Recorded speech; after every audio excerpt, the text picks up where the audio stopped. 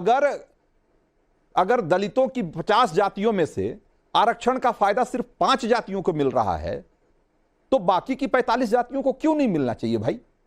और अगर इसके लिए कोई सब क्लासिफिकेशन करके उसका वर्गीकरण करके उनको भी उसका फायदा दिलाने की कोशिश हो रही है, तो ये आरक्षण विरोधी कैसे हो गया? रंजीत जी, थैंक गॉड आप आए मेरे पास। मुझे लग रहा था आप भूल ही गए हैं, तो मुझे प्लीज 1 मिनट जरा दीजिएगा। जी मैं जी कुछ बिल्कुल। बातों का जवाब देना चाह रहा हूं। हाँ। मैं पहले तो आपको एक ट्वीट पढ़ के सुनाता हूं। 3 अप्रैल 2019 का एक सज्जन का ट्वीट है। We will allow qualified ex serviceman lateral entry into the civil services. और ये सज्जन का नाम है श्री राहुल गांधी जी। उन्होंने ये ट्वीट किया है 2019 में। ठीक है, 2019 तक उनको लैटरल एंट्री बिल्कुल ठीक लगती थी। इनके जो पिताजी थे 6 अक्टूबर 1990 में पार्लियामेंट में खड़े होकर कहते हैं कि मैं ओबीसी रिजर्वेशन के विरुद्ध हूं, क्योंकि कास्ट का जहर मेरे कंट्री में घुल जाएगा इसके कारण। ना जात पे ना पात पे मोहर लगाएं हाथ पे। ये है जगदीश जी की पार्टी।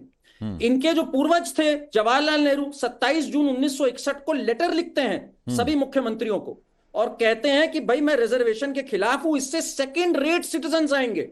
मतलब इस हद तक चले गई है। और आज इन सबको अचानक से ये मसीहा बन गए सोशल जस्टिस के। वाल्मीकि स्कैम करते हैं कर्नाटका में, तेलंगाना में एससी एसटी फंड्स को स्लैश करते हैं, पर ये सामाजिक न्याय के बहुत बड़े योद्धा हैं। तो देखिए, अब एक बात समझिए, 0.5% जो लैटरल एंट्री की बात थी, 0.5% एडमिनिस्ट्रेटिव जॉब्स अगर हम एक्सपर्ट्स को नहीं दे सकते, और उसमें भी हम एक्सपर्ट्स में ये नहीं कि कोई एससी एसटी ओबीसी को रोक रहा है। भाई हमारा मानना है मेरिटोरियस लोग एससी एसटी ओबीसी भी हो सकते हैं, उस पे एक आपत्ति हो गई सबको। मतलब कि आज कर्नाटका डेलॉयट और बीसीजी इन सबको करोड़ों के कॉन्ट्रैक्ट्स दे रहा है कि भाई हमारा एसिड मोनेटाइजेशन ठीक कर दो। दिल्ली ड्रेनेज मास्टर प्लान में हर बार आईआईटी खड़गपुर के प्लान आ रहे हैं, उनको रिजेक्ट कर रहा है। क्या एक इरिगेशन एक्सपर्ट नहीं आना चाहिए ऐसे में बोर्ड पे? पर इनके लिए देश कुछ मायने नहीं रखता। अब इन्होंने सोच लिया है भाई कास्ट पे बांटो देश को, ताकि हिंदू बटे, मुसलमान को यूनाइट करो। जिस तरह से ममता दीदी ने 179 कास्ट में से 116 मुसलमान दिए ओबीसी, जिसको कि कलकत्ता हाईकोर्ट ने रिजेक्ट किया। तो इनका षड्यंत्र बिल्कुल साफ है। मतलब कास्ट से जिनको कोई लेना देना नहीं था, अचानक से उनको हाथ ये एक बटेर लग गई। रेवंत रेड्डी जैसे लोगों ने फेक वीडियोस ट्वीट किए 2024 के चुनाव में, जिससे इनको राजनीतिक फायदा हो गया। तो अब भाटी जी और इन सबके समझ आ गया यार, कास्ट का कार्ड खेलो, और कुछ तो है नहीं हमारे पास। ना हम एक नया रोड मैप दे सकते हैं, ना डेवलपमेंट की बातें कर सकते हैं। झूठ फैलाओ एक तरफ से कि भाई बीजेपी खत्म कर देगी रिजर्वेशन, जबकि बीजेपी ने साफ कह दिया कैबिनेट की तरफ से, जैसे अविनेश जी ने कहा कि भाई हम नहीं है फेवर में। सुप्रीम कोर्ट ने कहा क्रीमी लेयर की बात एससी एसटी में। हालांकि अगर आप मुझसे पूछे, बिल्कुल होना चाहिए क्रीमी लेयर का कॉन्सेप्ट। आज हमें पता है, उत्तर प्रदेश से मैं लखनऊ में आता हूं, यादव के पास जो बेनिफिट्स आए, क्या नॉन यादव ओबीसी के पास आए? इस पे एक एम्पेरिकल स्टडी हो, देखें आप क्या हुआ यूपी में। तो ऑफ कोर्स जो लोग भाटी जी को बहुत तकलीफ हो जाएगी उसमें, भाटी जी को बहुत तकलीफ हो जाएगी उसमें। जगदीश शर्मा, जगदीश शर्मा भाई, एक फेक नैरेटिव, एकदम स्पष्ट रूप से एक फर्जी नैरेटिव, जो कि आप चुनाव भर जिसको हवा देते रहे, आज भी आप वही फैलाने में लगे हुए। क्यों भाई? क्योंकि आपके पास कोई अल्टरनेट विजन नहीं है।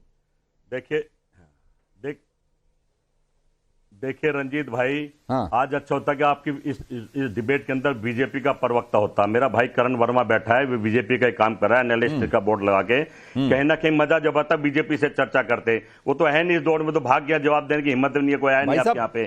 कहना क्या मैं समझता हूँ, ये जो कास्ट वाली लड़ाई ना, अच्छा बाहुबली प्रधानमंत्री है, क्या करिएगा? कमरे में बैठ के पॉलिटिकल पार्टियों में एक नया कल्चर चल गया है, जो जिस मुद्दे पे जवाब नहीं देना चाहते उस पे आते ही नहीं है। आपकी पार्टी के भी लोग अक्सर नहीं आते हैं,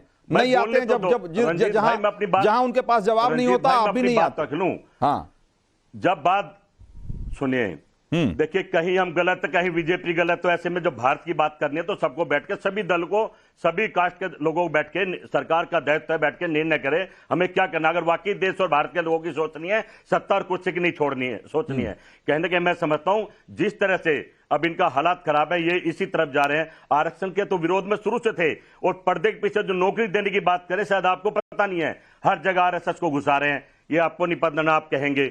हर जगह पेपर लीक कर रहे हैं, पेपर लीक के अंदर अंदर ले जा रहे हैं। ये समय बड़ा सिस्टम में चल रहा है, ये अपना काम कर रहे हैं, ये भारत की नहीं सोच रहे हैं। ना इनको दलित की परवाह, ना इनको यादव की परवाह, इनको किसी की परवाह नहीं। प्रधानमंत्री ओबीसी हो गया अचानक, कहना कि मैं समझता हूं ये सरकार की खोट और नियत की बात है। अगर सरकार वाकई बाहुबली होती, अच्छी सरकार होती, सबके बारे में सोचती, अपने वादों पर बात करती, तो बुला लेती विपक्ष के नेताओं को भी, सभी धर्म के लोगों को, हम ये बात डिबेट ही बंद कर देते।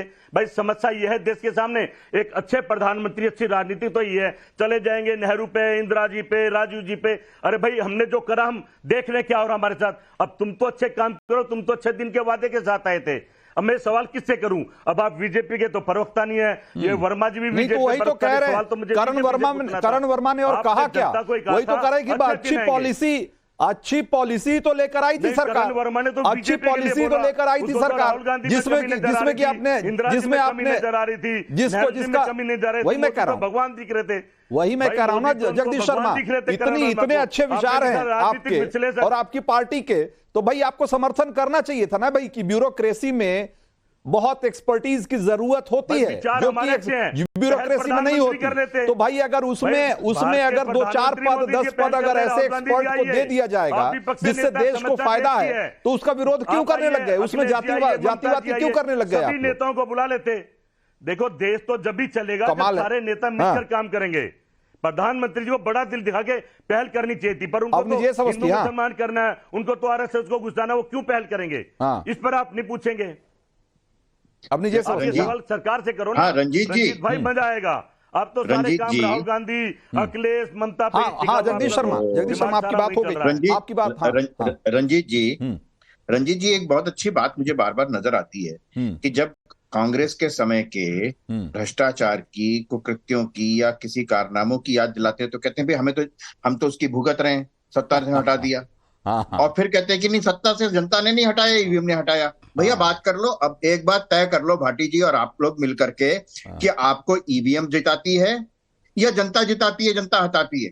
जब मर्जी ईवीएम, और हमने गलतियां की तो मान तो लिया, हमें तो बैठा दिया विपक्ष में, सत्ता पक्ष से हटा करके यहाँ बिठा दिया, गलती भी मान लेते हैं।